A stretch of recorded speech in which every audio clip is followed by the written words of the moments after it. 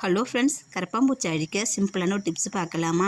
வீட்டில் கரப்பாம்பூச்சி சிங்குக்கு அடியில் கிச்சனில் ரொம்ப ஆட்டம் போட்டுக்கிட்டு இருக்காங்களா? இவங்கள இந்த மாதிரி செஞ்சு பாருங்கள், ஈஸியாக சாகடிச்சிடலாம். அதுவே தானே செத்து போயிடுங்க. ஒரு வாட்டர் பாட்டில் எடுத்துக்கோங்க.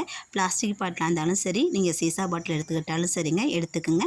அதில் 1 ஸ்பூன் அளவுக்கு சர்க்கரை சேர்த்துக்குங்க. நீங்கள் வெள்ளை தண்ணியை கூட சேர்த்துக்கலாம். அந்த வெள்ளை சர்க்கரை பாட்டில் முழுக்கும் படுற மாதிரி நம்ம நல்லா குலுக்கி விட்டுற வேண்டியதாங்க.